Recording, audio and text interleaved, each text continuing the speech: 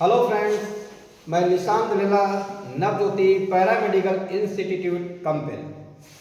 देखिए बेटा, आज का टॉपिक हमारा रहेगा डेंगू के बारे में। किसके बारे में रहेगा बेटा? डेंगू के बारे में। तो आज हम बताएंगे बेटा ये डेंगू क्या होता है, ये कैसे फैलता है, किसके द्वारा फैलता है। ठीक है, तो आज हम डेंगू के बारे में हम डिस्कस करते हैं। तो सबसे पहले समझिए, डेंगू जो बेटा होता है ये एक मोस्ट कॉमन वायरल आपका ये वायरस होता है बेटा। ठीक है, तो डेंगू के लिए क्या होता है, एक वेक्टर होता है बेटा। वेक्टर समझते हैं आप? वेक्टर जो होता है, वेक्टर वो चीज होती है जो ये ट्रांसफर करती है डिजीज को, कोई भी बीमारी को एक पर्सन से दूसरे पर्सन में जो फैलाती है, that is called the vector. जैसे कि एग्जाम्पल तौर पे वेक्टर को हम बोल सकते हैं मॉस्किटो। मॉस्किटो समझते हैं आप? मच्छर हुआ, लाइस हुआ, है ना।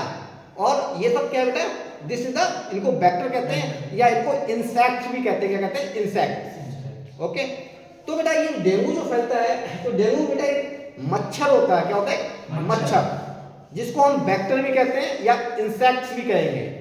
ठीक है, तो ये मॉस्किटो के द्वारा काटने पर, ये मॉस्किटो ने काटा और काट के वो दूसरे पर्सन को फिर दोबारा उसने काटा, तो ये जो डिजीज जो है, बीमारी को जो ट्रांसफर करता है, that is called the vector. Is it clear? चलिए, तो ये डेंगू जो बेटा है, तो इसको हम बोलते हैं ब्रेक बोन फीवर। क्या बोलते हैं इसको?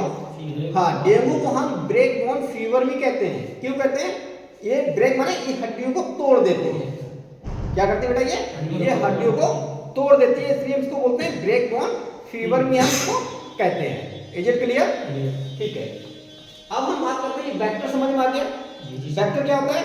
ये जो बीमारी को ट्रांसफर करता है, that's called the vector.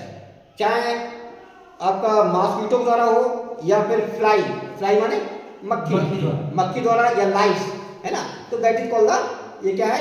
Vector है। ठीक है बेटा, ये क्या करते हैं? डिजीज को ट्रांसफर करते हैं। अब हम आगे बढ़ते हैं।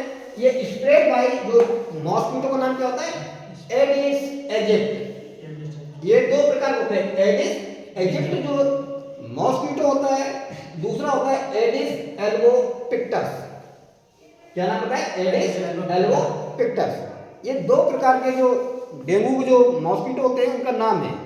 ठीक है, यही जो एडिस एजिप्ट जो होता है, ये मॉस्किटो, मान लीजिए इन्फेक्टेड पर्सन का किसी ने काटा, जब वो काटेगा, काटने के बाद इन्फेक्टेड पर्सन को वो क्या करेगा? दूसरे पर्सन पे जाएगा, उसको भी काटेगा। तो वो जो काटता है, तो उसके जो लार्वा वो कहाँ जाएंगे? ब्लड स्ट्रीम में पहुंच जाएंगे दूसरे के पर्सन में। ठीक है, जब उसके पर्सन के अंदर पहुंच जाएंगे, तो वो क्या करेगा? वो मल्टीप्लिकेशन करेगा। क्या करेगा? उसके बॉडी के अंदर मल्टीप्लाई करेगा। क्या करता है? मल्टीप्लाई। तो इसी को बोलते हैं इंक्यूबेशन टाइम या इंक्यूबेशन पीरियड। ठीक है, जब मल्टीप्लाई का टाइम कितना होता है? 3 to 10 डेज। कितना टाइम होता है बेटा? 3 to 10 डेज। इसी को हम बोलते हैं इंक्यूबेशन पीरियड बोलते हैं। 3 से 10 दिन के अंदर क्या होता है? वो मल्टीप्लाई करता है बॉडी के अंदर। 10 दिन के बाद आपको सिम्टम्स दिखना स्टार्ट हो जाते हैं। क्या दिखना स्टार्ट होते हैं? सिम्टम्स का मतलब होता है बेटा लक्षण। क्या होता है? जो भी लक्षण होते हैं वो सिम्टम दिखना आपको स्टार्ट हो जाएगा। किसका स्टार्ट होगा? डेंगू का सिम्टम। डेंगू का वेक्टर का क्या नाम था? एजिप्ट। ठीक है, इसने किसी को काटा, काटने के बाद क्या किया? उसने मल्टीप्लाई किया, मल्टीप्लाई करने के बाद क्या किया? उसके सिम्टम दिखना स्टार्ट हो गया। तो सिम्टम्स क्या क्या होते हैं, उसी के बारे में बात करते हैं।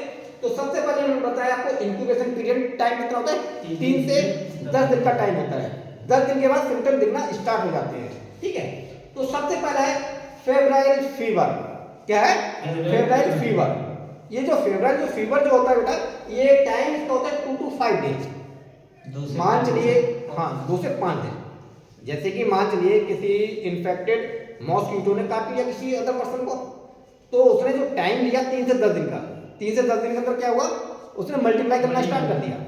फिर आपको सिम्टम दिखने स्टार्ट किए। तो सिम्टम दिखे, तो स्टार्टिंग में कौन सा फीवर हुआ आपको? फेब्रुअरी फीवर आपको स्टार्ट हो गया। तो इसका टाइम लगता है 2 से 5 दिन। कितना टाइम होता है बेटा? 2 से 5 दिन। 5 डेज में क्या करता है? ये स्टार्ट हो जाता है, फीवर आना स्टार्ट हो जाता है। Is it clear? क्लियर। अब क्या होता है कि 5 डेज के बाद मान चलिए वो फीवर डेंजर हो जाता है। अगर मान लो 5 दिन आपने दवाई दी, दवाई देने के बावजूद भी अगर वो सही नहीं हो रहा पेशेंट, तो क्या होता है आफ्टर 5 डेज क्या होता है, वो कन्वर्ट हो जाता है, चेंज होता है किसमें, फीवर। फीवर में आपका कन्वर्ट होता है, फीवर फीवर में आपको कन्वर्ट हो जाएगा। तो उसका टाइम कितना होता है, 5 to 10 डेज। 5 से 10 दिन के अंदर क्या होगा, वो फीवर में कन्वर्ट हो जाता है, उसको तो 5 to 10 डेज आपका क्या होगा, ठीक है, ये कन्वर्ट हो जाता है बेटा, ठीक है। Is it clear? क्लियर। चलिए अब हम आपको बताएंगे डेंगू के बारे में। डेंगू के बेटा सीरोटाइप होते हैं। डेंगू के कितने सीरोटाइप होते हैं, 4 होते हैं। इसको 4 भाग में डिवाइड किया है, dengue 1, dengue 2, dengue 3 and dengue 4, ठीक है। तो ये डेंगू 1, डेंगू 2, डेंगू 3, डेंगू 4, ये 4 इसके सीरोटाइप होते हैं। अगर मान लीजिए किसी पर्सन को डेंगू 1 अगर हो जाए तो उसे दोबारा कभी भी ये डेंगू 1 नहीं होगा। डेंगू 2 हो सकता है लेकिन डेंगू 1 नहीं होगा। क्यों नहीं होगा, क्योंकि इसके खिलाफ पहले से ही एंटीबॉडी हमारे बनके तैयार हो जाती है। Is it clear? चलिए अब क्या होता है, अब आप समझिए डेंगू फैलता कहाँ से बेटा, ये कहाँ से स्प्रेड होगा। जैसे कि ये साफ पानी, जैसे आप घर पे कूलर होता है, कूलर में पानी भरा होता है, ठीक है, काफी दिनों तक पानी अगर भरा रहेगा तो क्या होगा, वहां पे ये मॉस्किटो क्या करेगा, वहां पे पनपना स्टार्ट हो जाएंगे और लार्वा अपने अंडा देना स्टार्ट कर देंगे। और अंडा देने के बाद क्या होंगे, फिर वही दूसरे मतलब व्यक्ति को काटेगा तो उसको भी क्या हो जाएगा, उसको भी डेंगू हो जाएगा, ठीक है। वैसे तो डेंगू तो जनरल वायरल है, 2 से 5 दिन में फीवर आता है और आदमी सही भी हो जाता है इसमें अधिकतर। लेकिन कुछ ऐसे केस हो जाते हैं जिसमें क्या होता है, उसमें प्रॉब्लम क्रिएट करता है डेंगू। क्या क्या होता है वो हम आपको बता रहे हैं कि सबसे पहले आप समझिए सिम्टम्स, इसके लक्षण क्या क्या है। पहला सिम्टम्स है डेंगू में क्या होता है, हाई फीवर। हाई फीवर मतलब बुखार आपको काफी तेज रहेगा कंटिन्यू, ठीक है। सेकंड आता है मेडुलोपॉपुलर रेसेस। इसका मतलब क्या है, चित्तेदार लाल रंग के क्या होंगे, चित्तेदार स्किन पे आना स्टार्ट हो जाएंगे, ठीक है, चित्ते स्टार्ट हो जाते हैं स्किन के ऊपर। तीसरा होता है हेडेक। हेडेक मतलब सर में दर्द, सर में दर्द होना स्टार्ट हो जाएगा बेटा, ठीक है। नेक्स्ट आपका होता है मसल्स एंड जॉइंट पेन। आपके मांसपेशी में, आपके बोन में बहुत दर्द उठेगा बेटा, बहुत दर्द उठता है इसमें, ठीक है। नेक्स्ट आपका होता है रेट्रो ऑर्बिटल पेन, जो आंखों के पीछे बहुत दर्द उठता है। जिसको अगर डेंगू अगर हो जाए तो ये क्या है, ये सिम्टम्स हैं, लक्षण दिखना स्टार्ट हो जाएंगे, ठीक है। आंखों में दर्द होना है, सर में दर्द होना है, ठीक है। नेक्स्ट होता है नोजिया, मतलब जी मिचलाना, इसमें जी मिचलाना हो जाएगा। वोमिटिंग है, वोमिटिंग उल्टी आना स्टार्ट हो जाएगी, ठीक है। ये आपके लक्षण सिम्टम्स हैं आपके। अगर किसी को डेंगू हो जाए तो ये लक्षण होते हैं कौन कौन से, ठीक है। एक चीज और आप याद रखिए कि can loss dengue to its offspring. Offspring मतलब मदर टू चाइल्ड। अगर कोई लेडीज प्रेग्नेंट है, अगर उसको डेंगू अगर हो गया तो उसको बेबी को भी डेंगू हो जाएगा, ठीक है। Is it clear? इस चीज का भी आप जान लें, जो प्रेग्नेंट लेडी है उसको भी क्या होगा, अगर डेंगू है तो उसके बेबी को होने के चांस पूरे पूरे रहते हैं बेटा, ठीक है। अब क्या होता है कि सिम्टम्स समझ में आ गया। अगर ये सिम्टम्स है तो क्या होगा, डेंगू हेमोरेजिक फीवर। हेम माने क्या होता है, ब्लड, ठीक है। अगर आप इसमें क्या होता है बेटा, कंटिन्यूस लगातार आपका बुखार आता रहेगा, कंटिन्यू क्या होगा, आपका फीवर आता रहेगा। और इसमें एक कंडीशन रहती है थ्रोम्बोसाइटोपेनिया। जब डेंगू हेमोरेजिक फीवर जब आएगा तो समझ लीजिए थ्रोम्बोसाइटोपेनिया। थ्रोम्बो माने प्लेटलेट, साइट माने सेल, पीनिया माने डिक्रीज। इसमें जो प्लेटलेट जो काउंट होते हैं बेटा, प्लेटलेट जो सेल्स होते हैं वो क्या होंगे, डिक्रीज हो जाएंगे, कम हो जाएंगे। क्या हो जाएंगे, प्लेटलेट काउंट इसमें डिक्रीज, कम हो जाएंगे। और जब डिक्रीज अगर हो जाएगा तो क्या होगा, bleeding from skin, mouth and nose. Bleeding कहाँ कहाँ से स्टार्ट हो जाएगी बेटा, स्किन में, माउथ से भी ब्लड आना स्टार्ट हो जाएगा, नोज से भी ब्लड आना स्टार्ट हो जाएगा, और इंटरनल ऑर्गन जो होते हैं हमारे स्टमक है वहां से ब्लड आना स्टार्ट हो जाता है। क्यों स्टार्ट होता है, डेंगू जो मॉस्किटो जो होता है वो क्या करता है, वो प्रोटीन खाता है। क्या खाता है, प्रोटीन। और प्रोटीन कहाँ मिलेगा, हमारे ब्लड स्ट्रीम में। तो ये ब्लड वेसल्स जो होते हैं ना, ब्लड वेसल्स को भी ये कमजोर कर देता है, तोड़ देता है बाहर। तो उसमें क्या होता है, ब्लीडिंग होना स्टार्ट हो जाता है, ठीक है। कभी कभी दिक्कत आती है जब आप कैनुला जो लगाते हैं तो उसमें ब्लड आना कंटिन्यू हो जाता है, क्योंकि वहाँ पे आपके जो प्लेटलेट काउंट है वो कम हो जाता है। नॉर्मल कितने होते हैं प्लेटलेट काउंट? 1.5 लाख से 4 लाख पर क्यूबिक mm जो आपका नॉर्मल वैल्यू होती है, ठीक है। लेकिन ये क्या रह जाएगा आपका 1 लाख से भी कम आ जाएंगे, 80,000 60,000 क्या प्लेटलेट काउंट। और जितने भी कम होते जाएंगे वो क्या होगा, आपको दिक्कत आ जाएगी, ब्लीडिंग आना स्टार्ट हो जाएगा हेमोरेजिक फीवर में, क्योंकि इसमें प्लेटलेट काउंट क्या हो रहा है, डिक्रीज हो रहा है। वहाँ स्किन से भी ब्लड आ रहा है, नोज से भी आ रहा है, माउथ से भी आ रहा है, वोमिटिंग उल्टी हो रही है उसमें भी ब्लड आ रहा है। समझ में आ रहा है बेटा? अब क्या होता है, जब अगर ये होगा डेंगू हेमोरेजिक फीवर होगा तो वहां पे डेंगू शॉक सिंड्रोम भी आपको नजर आएगा, डेंगू शॉक सिंड्रोम, ठीक है। इसमें क्या नजर आएगा, वीक पल्स, जो पल्स रेट है हमारी वो क्या हो जाएगी, वीक हो जाएगी। और जब वीक अगर होगी तो आपको हार्ट अटैक के चांस अधिक रहते हैं, अधिकतर, ठीक है।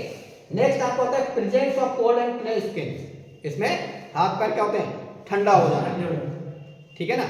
और सबसे लास्ट में आता है hypotension, blood pressure less than 20 mmHg, जो ब्लड प्रेशर होता है वो लेस देन 20 mmHg क्या होगा, कम हो जाएगा। हाइपो माने क्या होता है, कम। यहाँ समझ में आया आपको? तो डेंगू जो होता है बेटा, डेंगू में वैसे इसकी कोई, ये तो वायरस होता है, नॉर्मली तो ये वायरस ही है एक तरीका, ठीक है। ये क्या करता है, कुछ दिन रहता है, फिर 2 से 5 दिन बाद ये चला जाता है, ठीक है। लेकिन कभी कभी क्या होता है, डॉक्टर क्या करते हैं, इसमें क्या जरूरत पड़ती है आपको, प्लेटलेट चढ़ाने की जरूरत पड़ जाती है। कब जरूरत पड़ेगी, अप्रॉक्स 30,000 रह जाए प्लेटलेट, या 40,000 रह जाए, 20,000 रह जाए, तो हम क्या करते हैं, आपको जो प्लेटलेट जो होते हैं ना, प्लेटलेट चलाना स्टार्ट कर देते हैं, ठीक है। तो आज का मेरा टॉपिक बेटा रहा डेंगू का। तो डेंगू का मैंने आपको बता दिया कि ये इसके क्या सिम्टम्स रहे। अब हम क्या करेंगे, इसकी लैब में डायग्नोस करेंगे। क्या करेंगे लैब के अंदर, डायग्नोस, ठीक है।